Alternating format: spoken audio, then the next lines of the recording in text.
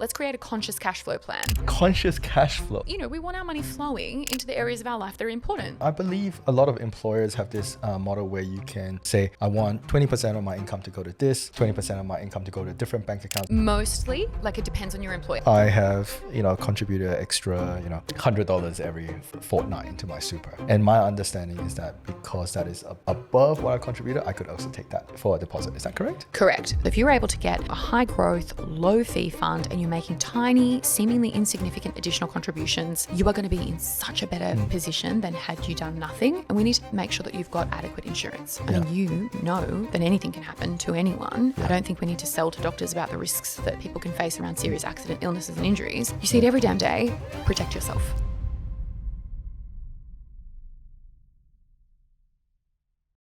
Hi everyone, this is Dr. B again, and welcome to another episode of the Investing for Doctors podcast.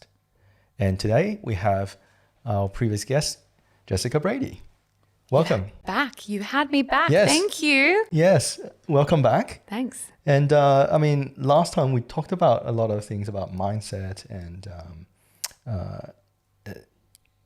learning to know yourself and how you go about getting started in the sort of investing space. Yeah. So today I think we'll dive into a bit deeper into nitty gritty about how you can help myself as giving general advice and teaching me about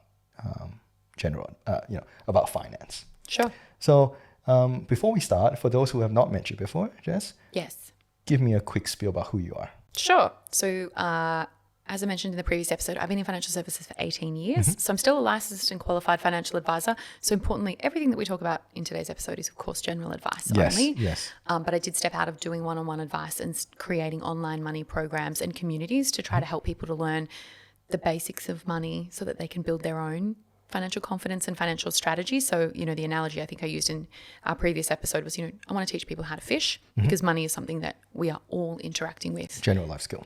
It's a general life skill. Yeah, absolutely. And we should all know more about it, and we should feel confident and excited by it. So that's what I do. I also host the Financially Fierce podcast. And I don't know, I go into companies and I teach organizations or staff within organizations about money. And I basically just want to make money education fun, more accessible, and more affordable. Beautiful. All right. So today we're going to do a bit of role playing. Are we? Yes, we are. I am an intern. So just remember that I don't know the medical world like you do. Yes. What does that mean? How old are you? So, I could be anyone who is, say the youngest would be about 22, 23. Okay. Or, there's doctors who have gone and done something else in their prior life before they get into medical school. So I'll set the vignette. I'm a 25-year-old intern. So an intern is a first-year doctor. Okay. And I've just started getting my first paycheck. Yep. And I've been told, okay, I need to start thinking about money. Mm-hmm.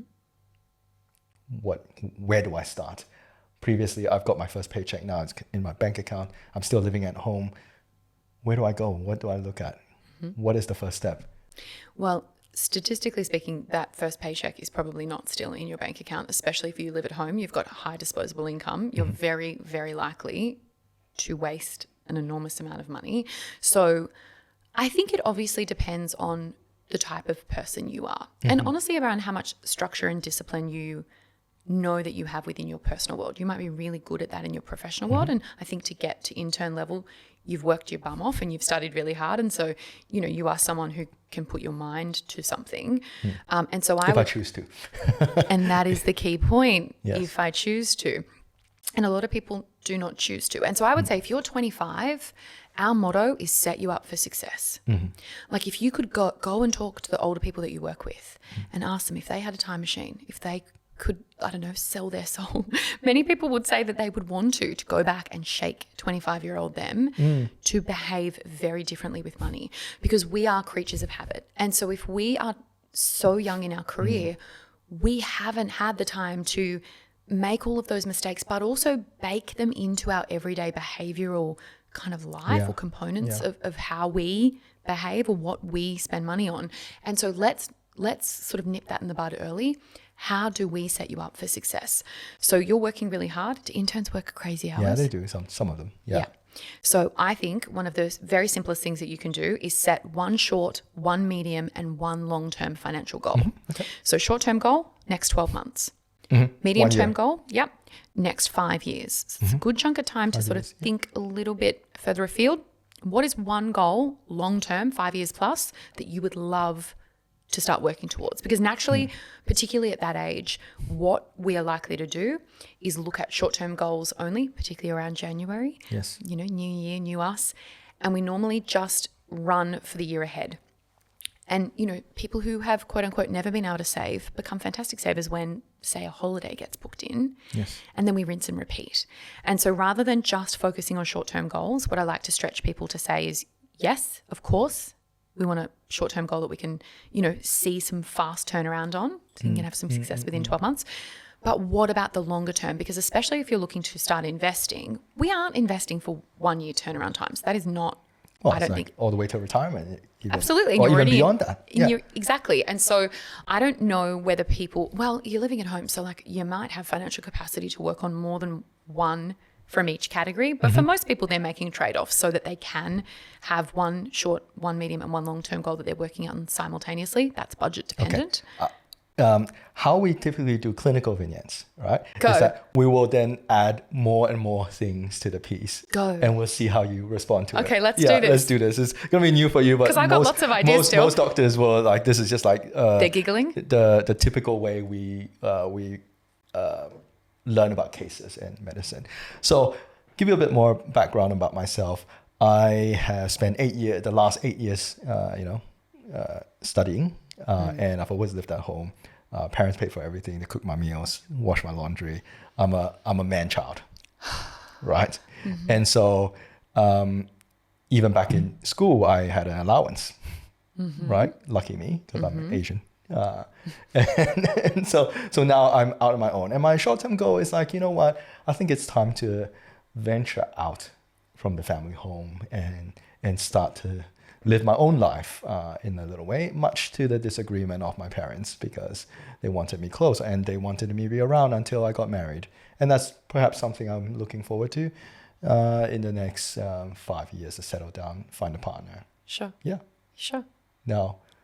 I mean, in a general advice context, if you're living at home and they're doing your washing and they're feeding you, don't ever move out. Never move out. What are you doing? This is really common. Yes. Really common. And so one of the things that moving out of home, you get smacked with real life and reality pretty fast. And you realize that being an adult is very different to what the brochure of adulthood is like. It's mainly just bills and, responsibilities. Mundane things like, did I put the washing in the dryer, or like, did I order more dog food, or, boring stuff. But I think what we want to, practically talk about is you're probably, sky high HECS debts. Yes. And that, really scares people, particularly coupled with the idea that many of them want to buy a property. And so a lot of questions that I've been getting, particularly because of inflation over the last few years, is, do I pay off additional money towards my HECS, or do I just sort of let that slow burn and, focus on a property deposit instead? And so that is something that needs to be kind of considered, especially if you're moving out and renting, which I presume in your vignette you are, because clearly our ability or our financial functions are going to be, there's not as much capacity for you to be able to put money towards any of those things. If I'm spending money on rent. If I'm spending money on rent, but not only rent, then you got to pay electricity, you got to pay internet, you got to pay, there's all these things that food. Okay. Remember, they're washing That's for you, they're feeding now. you. Like I don't want to grow up. Parents probably, maybe not yours, but many parents are like, please leave. And children are like, oh no, I'm never leaving. Have you seen the rental markets in Sydney where we're recording this? Like, I'm never leaving. Okay, so now the next part, I've got a reality check, because I went to a couple of open houses and everything was way too expensive. Yes. And I was just like, you know what, Mom and Dad, I still love you. I'm gonna stay at home. Yes. And what I want to do is like, I'll probably start saving up for my own place, because with the rent I'm paying, I probably can get my own place. I can get a little unit for myself and do that. Yeah, great. And so then we want to figure out, is that a short-term goal? Is that a medium-term goal? Is that a long-term goal? For most people, it's probably more of the medium-term camp. And so then we want to figure out, okay, great. How do we set your cash flow up Yes. so that it's simple and it's easy and it's wildly effective? I hate the word budget. Budget to me sounds like diet. Diet is awful. Yes. Restrictive. Yes. And it feels burdensome. Yes. You know, you feel like, oh, I can't have the chocolate, or I'm doing the wrong thing. You know, it has all these really negative connotations. Whereas I talk about, let's create a conscious cash flow plan. We've got your goals. We want to be really conscious cash flow. That is great terminology. Thanks. Yeah. Sometimes I feel like I might be quite clever. Who knew?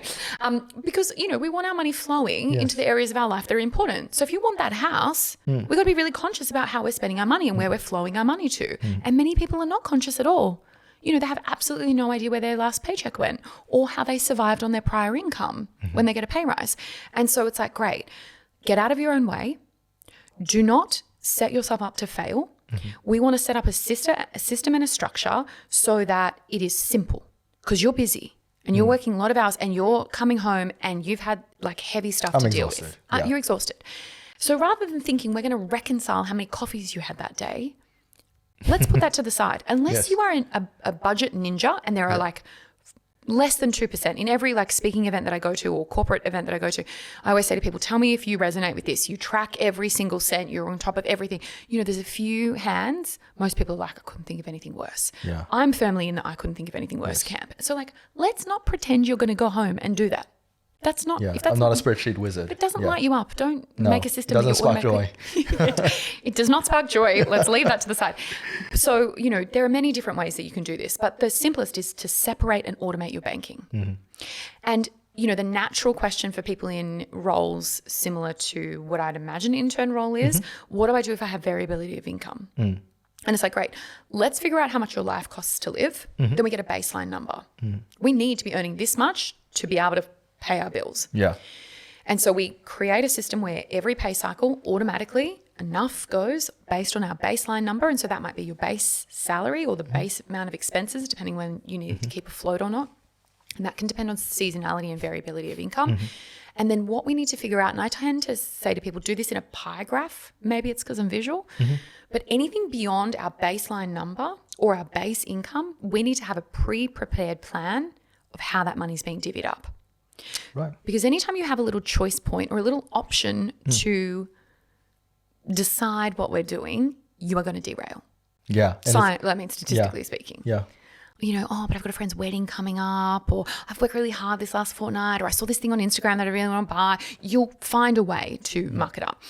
Rather than coming back to that goal and being like, right, any number beyond this that I get in my pay, I've decided 10% can be joy money. Listen, you're allowed to have fun. Yep. Fine. But then I want to put 33% or whatever number it is to that house deposit.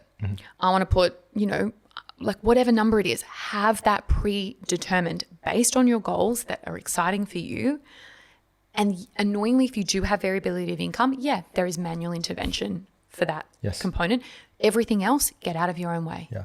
Automate it. And I believe a lot of employers have this model where you can you can say, I want 20% of my income to go to this, 20% of my income to go to a different bank account. So you can almost stream your income streams at the employer in healthcare.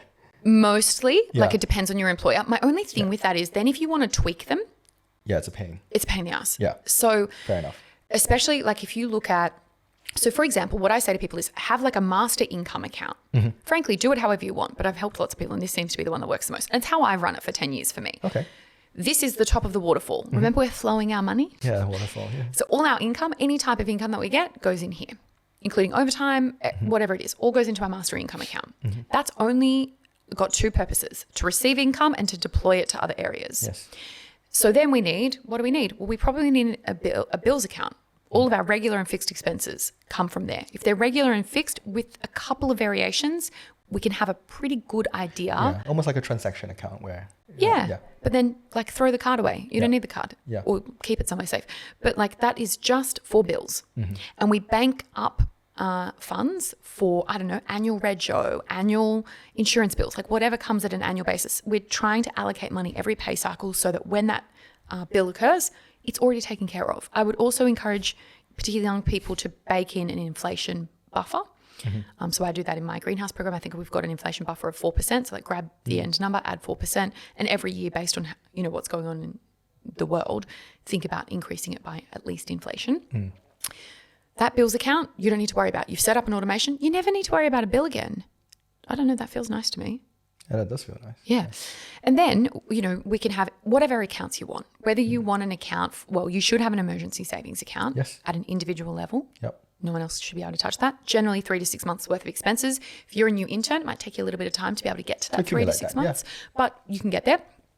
So I would have that really separated. You might want a holiday account. Most people want to go on a holiday, especially if you're young and you haven't done a huge amount of travel yet. You've worked your butt off. I'd say, cool, let's not pretend you never want to go on a holiday. Even if people don't have aspirations to do big international holidays, cool. What about small domestic things? Sometimes people want to have gift accounts. This is where it can get nuanced and individual. I've had lots of people who want, an account for going out, specifically for going out, because that's really aligned to their values and being able to hang out with their friends or eat yummy food or whatever. Or it might be that they really like fashion, and so they want an account that, means that they can buy things without any level of fear that they're going to muck everything else up. Yep. And then we want savings-based goals, accounts for short-term goals, not medium or long-term. You'd normally think about different ways to, deploy your money. And then my secret hack is have a weekly spend account. A weekly spend account. It gets fed from our master top of the waterfall account every week. You pick the day that works for you. I am pro Wednesday because... And maybe with interns with shift work, maybe this is not going to be the case. But, if you then blow it because you have a big weekend, it's not too hard to survive to Wednesday. I had a lot of clients make Friday their account, their payday. Yeah. That's a long time to wait if you have a busy weekend to get to Friday. Okay. And by being able to give yourself that short, sharp cycle, you have freedom within boundaries. I don't care how many coffees you had yesterday. I couldn't care less. We've allocated a certain amount of money for your budget from your overall master plan. We have psychological safety because we know what our goals are and we're deploying money to lots of the other things. All I need to do is make sure I do not spend beyond the money in that that weekly spend account. And whatever is left, I can splurge on next week. You can splurge on next week. Yeah. And that's, there often is seasonality. You go through really busy periods, spendy seasons, bank wedding money season. up. What was it? Wedding seasons. And you'll go through, all your friends will start having children and getting married and all those things. And so bank it up for when there's, a busy period of your life and spend without fear. So how many bank accounts is that now? It depends. Yeah. It depends on you. And obviously what's the minimum? You got the master account, you got I'd say 4 or 5. Savings account, you got a splurge, and you got a bills account. Yeah. Yeah. Okay. And do you would you say have it all within the same bank, different banks, or how does that? Depends on you. If you are likely to see your savings increase, be it for, your home deposit or your emergency savings, and that is the signal for you to spend, every time you open your app and you see that number, put it with a different bank. Yeah. Okay. If you're quite controlled and you actually get excited by watching the money grow and you can get that sort of positive reinforcement of, hey, I'm doing it, this is great, then having it all in one is no problem. Obviously, you don't want to be charged bank account fees every month for every account, so you need to look into that. Yeah. And look, if you've got a mortgage, many mortgage providers now offer multiple offset accounts. Yeah, and then there's plenty of bank accounts where it's fee-free anyway. Yeah, and so just name them correctly so you know which account's for what. The amount of people who spend their time on financial admin that is related to moving money around blows my mind. And what I say to people is stop wasting your time moving money from one account to another and use that time to learn how to grow your money. That is a far better use of your time. Set it up once, get out of your own way. So it comes to then, my personal circumstance. I'm a man-child, I'm living at home, and my parents are paying for nearly most of my living expenses, really, apart from the, when I go out on the weekends and that sort of stuff or have lunches. I probably should still build up that buffer, shouldn't I? Totally. Yeah. And people get lulled into a false sense of reality in that situation and they think they can afford a whole heap of things that actually they can't. The classic one is a car, a fancy car. Oh, yeah. Because what they say is, I live at home. I don't pay any rent. Mum and dad feed me. I got all this disposable income. I can afford the fancy car. And it's cool. Let's panel beat this. Let's say you did go out and rent again. Let's do the numbers. Let's say you got that mortgage. Yeah. Let's do the numbers. And very quickly you realize this is a false economy, my friend. Yeah. You can't afford this very fancy car. Yeah. No, you're not living in real life. And so you can't tell yourself or justify to yourself these enormous purchases that pull you back financially. So we get often people who get this false sense of reality, and they make a lot of dumb financial decisions with a lot of disposable income, and they get themselves into holes. You know the amount of people that live at home that end up in pretty bad personal debt positions? Really? Yeah. Wow. It's wild. Because they haven't created good habits. They haven't set themselves up for success. So what I would say is 3 to 6 months worth of bare bone expenses. And look, if you are, we've joked about it, but genuinely, if you are thinking about moving out of home, I would make that 3 to 6 months worth of expenses based off, an estimate of rent included or mortgage included, depending on where you're at in that journey. But then we've also got to think about things like, okay, where is my super? How many super funds do I have? I'm 25. Am I in a balanced fund? And if so, why am I in a balanced fund, and how much growth has that got? Yeah, I think that's so this is my first job. So I think in New South Wales, I just go with one of the industry funds they've allocated me to. Cool. And I think it's depending on my age, so I should be in a high risk portfolio. Cool. Yeah. So you're in a life stages account. Yes, in a life stages account. Yeah. Great. And so the idea of that is it is meant to, as you age, change the underlying asset allocation to match what, generally someone in that age band would think is an appropriate level of risk. But what do you think? I'm a YOLO person. Yeah. Yeah. And that's because you're a man and you're young, statistically speaking.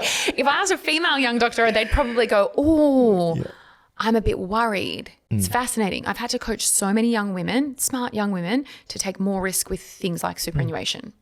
And look, superannuation is really annoying because we have labels that do not necessarily match what the underlying asset allocation is. Yes. So you can be in a balanced fund that is not balanced. It's very growth weighted. So we can't just look at a couple of labels and then decide that that's the right thing for us. Look at the underlying mixture and asset allocation. So I remember when I had that very early in the piece, I just went for my own custom allocation. I didn't use a life stage one, and I just They probably didn't have them.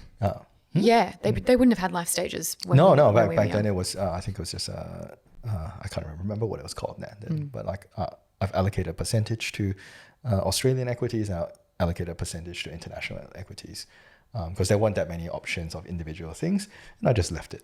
Yeah. And like you can do that. You can do DOI. You can find pre-mixed options. I think the point to make is that generally the rule of thumb is the shorter the amount of time you've got from an investment time horizon perspective, the less risk you can take. Yeah. Because you want to achieve the goal quickly. We've got to be careful with it. But simultaneously, the longer we've got until we want to achieve that goal or until we reach that target, a la retirement age, we've got far more time to ride out investment market volatility. Therefore, we can handle more risk. So as a 25-year-old, realistically, I should just be going the highest risk profile. Yeah. As long as you are not going to be the type of person who sees investment markets go down in the news and is panic. Likely to panic and sell. So we've got to do this human overlay of like making sure that we've created what I call a sleep at night plan. I need to be able to sleep at night with the level of risk I've taken in my investment portfolio, and I'm not laying awake panicking that I've overexposed myself in a market and therefore I'm going to rip it out at the worst possible time. But generally speaking, you're 25. You've got decades and decades and decades.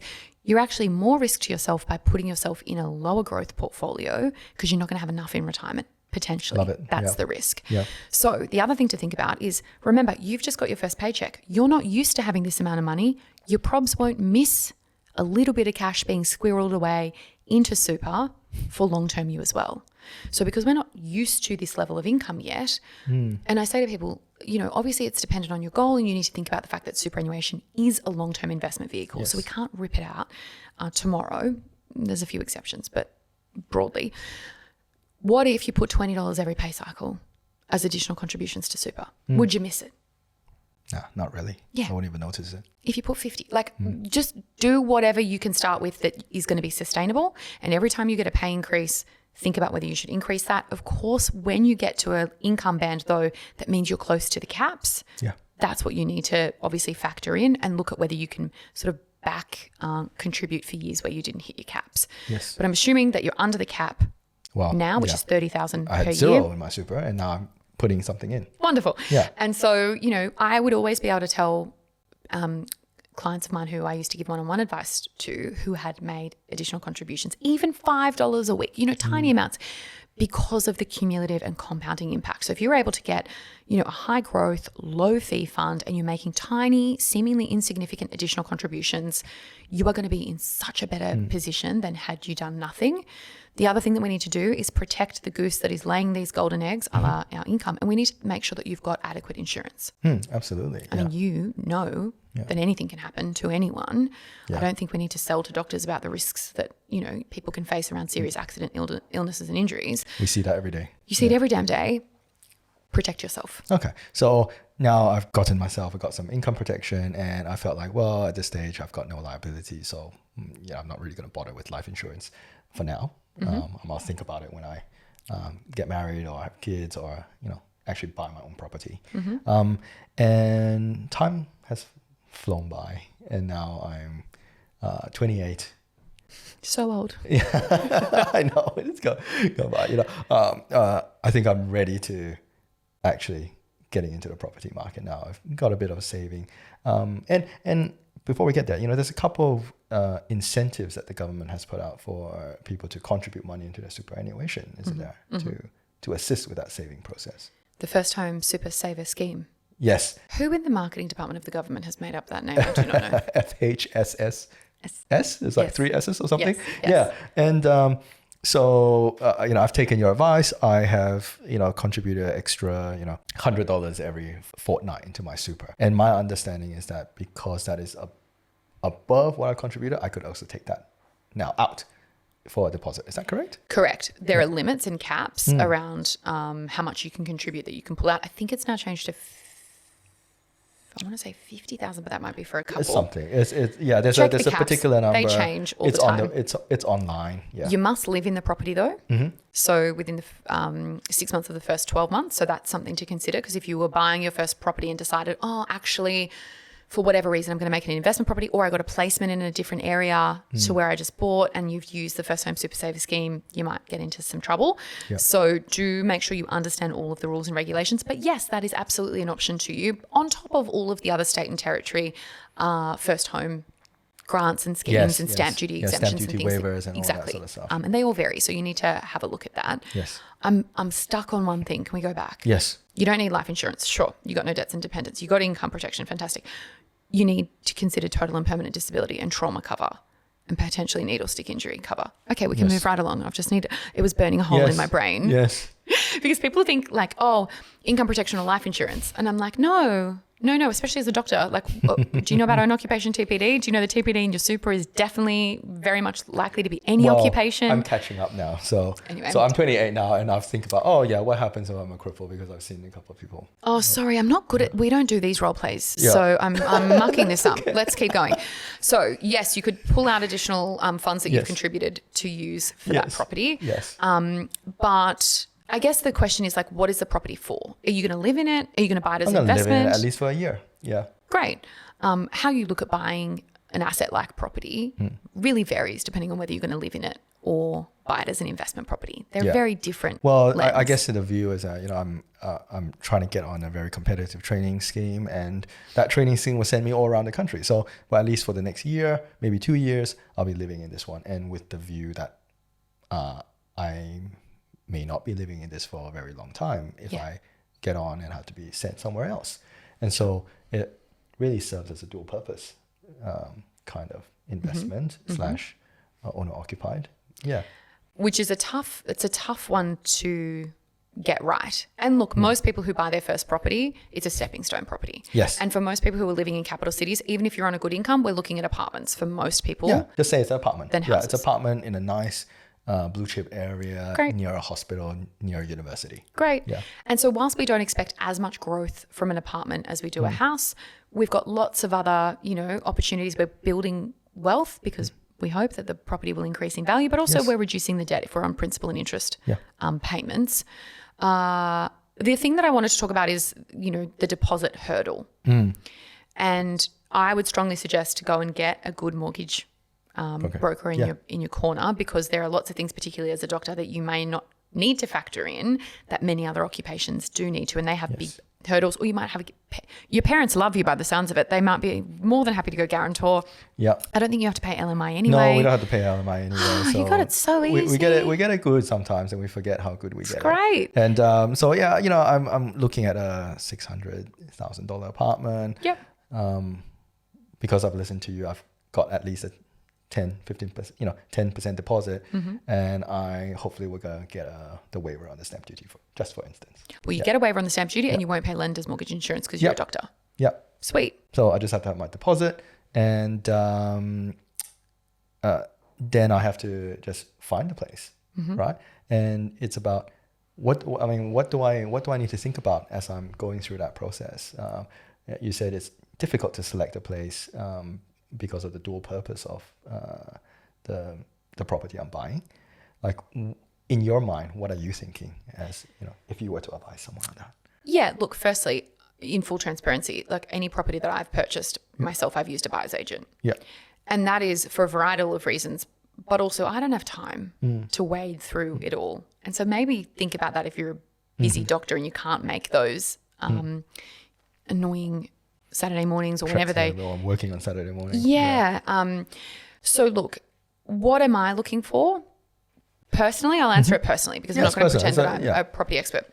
I've never bought an apartment, but if I was looking for an apartment, let's say I'm going back in time, 28-year-old me, looking for my first apartment, I would be looking at a blue chip area. I'd be looking at facilities and amenities. I'd want to make sure I understood, particularly in a capital city, you know, I heard of some horror stories in Sydney where people were buying and not doing their due diligence properly and didn't realise that they're about to have like a tunnel or a freeway or something being built. You know, you want to check all of that, get a good team around you to make sure that you're checking all of that stuff.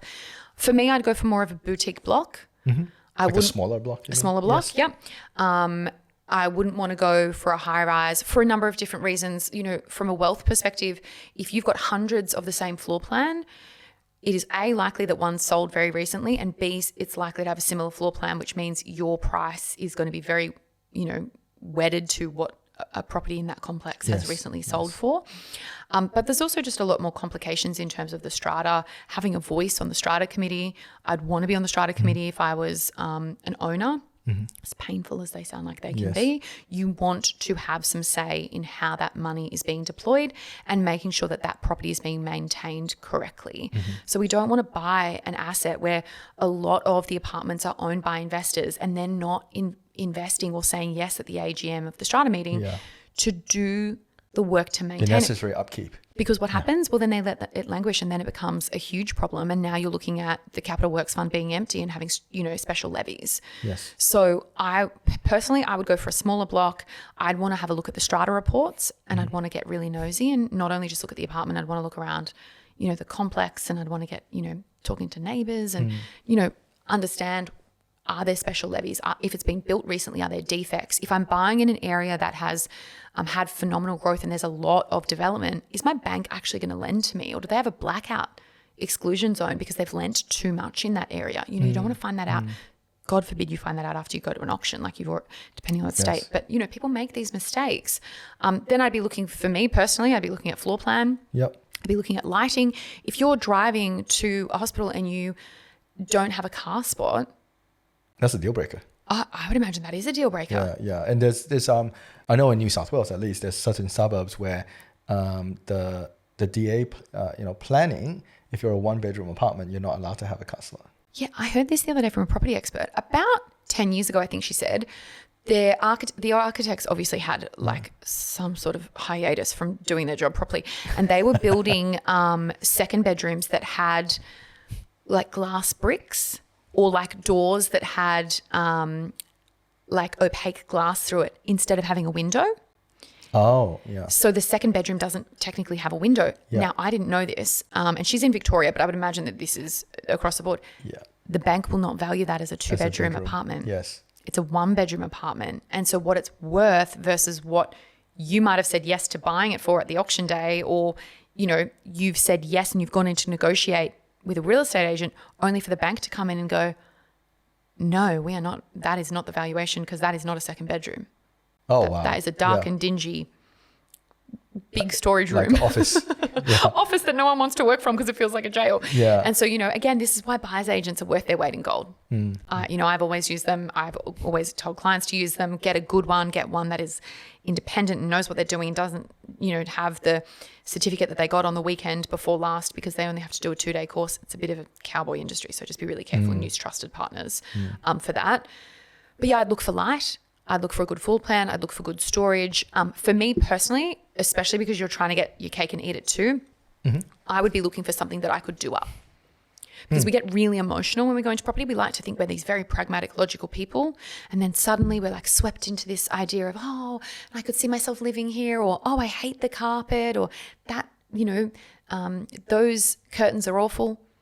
Who cares? Take them off. Pull the curtain. Don't not buy a property because you don't like the paint on the wall or the carpet. There's things that can be changed. Cosmetic things can be changed. And you can get upswing on that as well. Yeah. Don't overcapitalize. That would be another thing, especially at the moment. Building is expensive. And, we've seen a lot of builders do dodgy work. So I'd be really careful buying anything that's pretty new. Or off the plan right now. Yeah. Like just pick someone who's got a really good track record and has good insurances, and it gets complicated. So that's what I would be looking for. I'm someone who walks a lot, so I want livability. And I think renters want livability. So walkability and high livability sort of. I would want to be able to walk to, God forbid, get coffee or like go and, do things, restaurants. I have a dog. I want to be close to a dog park. Yes. So even if none of these things are relevant for you and you don't necessarily need them, if it is something where you're going to be thinking, okay, cool, I will likely move out but retain it as an investment property, then think about, okay, well, what's going to make this really attractive? What's the transport situation? If you're buying a bigger place, are there schools nearby? I just bought an investment property a little while ago. It's got 3 hospitals within walking distance. And I was like, great. They're actually building a whole big research centre near it as well. And I was like, fantastic. There are always going to be people in the healthcare profession. I think I know where that is. Yeah, you probably all do know where this is. They're building transport there as well. So it's got good infrastructure. Yes. There's, it's got a flight path because of the hospital, which means that I can't, I'm not going to wake up tomorrow and have, I don't live in there, but you know what I mean? There's not going to be a huge skyscraper developed across the road. So, I think creating a must-have list and a nice-to-have list. And for me, a must-have list is I will not buy a property that does not have this thing. Yeah, so it's almost like an exclusion criteria. Yes, and that I would have more on my nice-to-have list than my must-have list. Yes. And so sit down and figure that out. And, of course, if you're buying with someone, get alignment on what's on the must-have, what's on the nice-to-have. And I guess, you can't change the location. Someone, again, a property expert said this to me. You can never change the location of a property. Yep. You can change the features. Yeah. So if people, especially with your first property, just getting in is the hardest bit. Yeah. And so people are often saying to me, do I pick location or do I pick features? And obviously no one wants to live in an awful place. There has to be livability overlaid into that. Unless you are someone who's really prepared to hold for a long time because you've got conviction that there's going to be good, urban sprawl and that the growth of that area is going to come up, then most people are picking based on location first. Yes. Because often we can't wiggle on the budget, but we can wiggle on the type of apartment we get and where we actually buy the apartment. Oh, that's great. Like a framework for how to think about how to get into Gifted to me by Emily Wallace, who's a wonderful buyer's agent down in Victoria. She gave me that little triangle and it's really helped me think about that. Yeah, beautiful. Yeah. Beautiful. Well, I guess the last thing we have to touch on is like, how do I set myself up for the future? Now that I've got this property, I'm putting some money into offset, or do I say, I got some friends are putting money into the stock market, or do I go and say, I can put it in my super, right? So what are the thoughts in there as you come with that problem? Well, you're already looking after yourself because you've been, as far as I'm aware, you've been salary sacrificing for 3 years nonstop. $100 a fortnight, yeah. And so if you've chosen property as that main priority, I'm going to say that was your medium-term goal. That was the medium one. And look, it is very likely when you're starting out that you may not be able to do all goals from each time horizon. So typically in that instance, it might just be, okay, I went on a holiday as part of my 1 year goal and I saved for my home deposit. But if we've now gotten to a stage where we're like, okay, great, I've got my more financial capacity, or maybe property wasn't the priority, we can start to think about, okay, well, what else could I be doing with my money? Exactly. And what I say to people is, when you buy a property, do not get so, up to your eyeballs in debt that there is no additional financial, there's no money left. Yeah. To do other stuff. Yeah. Well, I've got my 3 to 6 months sitting there. Yeah, no, that's our emergency savings. Yes. We don't invest that. Yeah. That's for an emergency. Can I put that in my offset? Yeah, of course. Oh, okay, good. Yeah. Of course. And I mean, if you've got an owner-occupied offset, in fact, if you've got any offset, yes. Because that is directly reducing the amount of interest that you pay. If it's an investment property, sure, you might be losing some tax deductibility. But ultimately, if the goal of that investment property is to generate passive income, then at some point we have to pay off the debt. Yeah. We get so enamored by tax deductions. It's interesting. We want to diversify. But when we buy our first property, often we've gone all in with everything we've got and then some, and we are pedaling hard to be able to, Yes. And, thoughts and prayers to the people who bought up to their eyeballs at the old interest rates that we had and are now feeling very pinched. Yeah, paying 3 times. Yeah. I mean, my mortgage has doubled. Like but we should have all expected that. And that's a good point. Like, make sure as you're doing these assessments that you're always thinking, okay, cool. If interest rates did increase by a couple of %, can I handle it? Just to give yourself that psychological safety. But even when you've got the property, now it's time to diversify. We can't have all of our wealth eggs in one basket. And if we're living in it, there's different trains of thought. Like, it is an asset, but it's not really an asset because it's our home. Yeah. So we've got to think about that slightly differently. And so we might want to, start looking at opening an investment portfolio, normally for time poor people who want passive income. So the ability to have access to cash pre-retirement, because remember, we're salary sacrificing for the long, long term. Then normally they're looking at what is the right investment vehicle for me. For many young people who want cost-effective, diversified investment strategies, they're looking at ETFs. Yes. As like the core component. And they might have satellite investments later on as they learn more, as they get more interest in it. They may never. And so I would always be looking for low cost, well-credentialed fund that's been around for a long time. We can see what the performance of that is. We get under the hood to look at, well, what are we actually investing in? Does that marry up with my risk profile and my goal? And how do I automate this as part of my cash flow plan? Because we want a dollar cost average. We're not trying to pick the right day, in the right week, in the right month. Keep it simple. If we invest periodically, maybe not every pay cycle if you're being paid really frequently, and again, look at what those minimum sort of transaction or trade fees are in your investment portfolio. Maybe it's once a month. Yeah. And we just set it up and it moves, and we have it so that any dividends or distributions that we receive are automatically reinvested. We get out of our own way. You're busy. You don't want to have to manually remember to reinvest any money or to go into your paycheck. And again, with variability of income, come back to that pie graph. You might be like, okay, well, I've promised myself that 30% on top of my base number goes into this investment portfolio. Sure, there might be some manual intervention there. But as much as we can, as long as we've got a really robust goal framework that we're working towards, a really robust cash flow plan, itemize everything, we set up systems and structures so that we build wealth while we're sleeping. That's all. That's it. No, there's obviously a lot more to do. Yeah, this is just the very start. I'm only 3rd year out. But I hope that gives people some idea. What I talk to people about is I want you to build your wealth and I want you to protect your wealth. Yes. Simultaneously. So we're always thinking about, where am I trying to go? How do I build and how do I protect? So estate planning and getting all, we've got to be thinking, I say to people, let's hope for the best and prepare for the worst. Yep. And that is how we need to set our money up. And we just want to create consistency. We want good habits. We want to learn to say how to say no to ourselves. And we want to learn how to say no to other people. No, I'm not coming to your expensive wedding that's in Italy that's going to cost me X amount of money when I've just bought a house.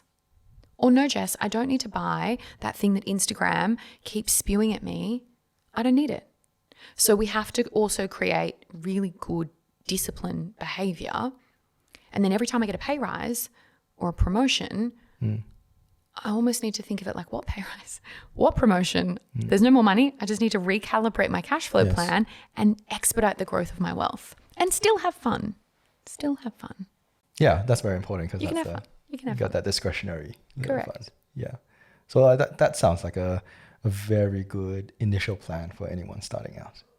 You know, the take home is get your cash flow right. Yep. What was that term? Conscious cash flow Conscious plan. cash flow plan. Yeah.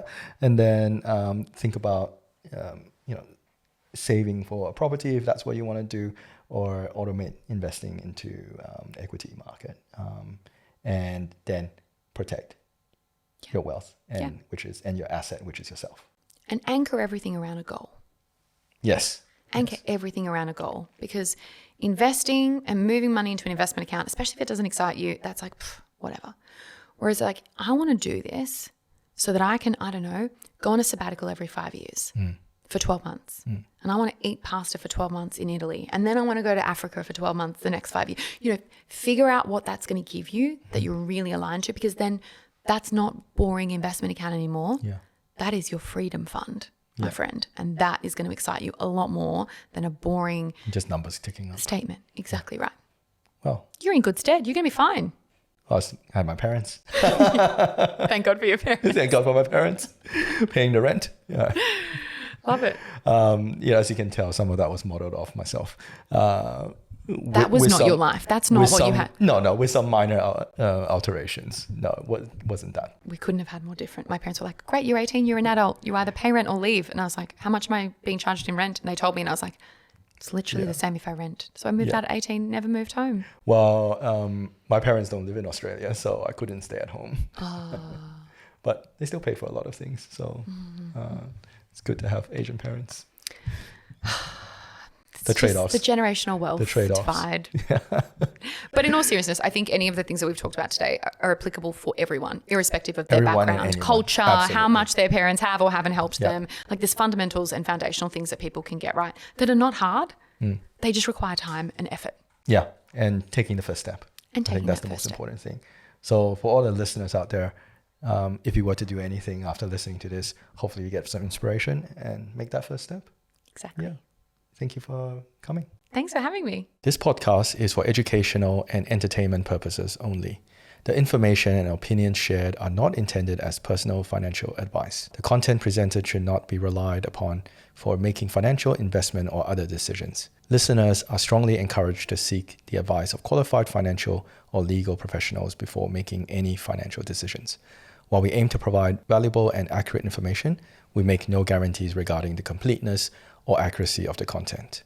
Any reliance on the information provided is done at your own risk.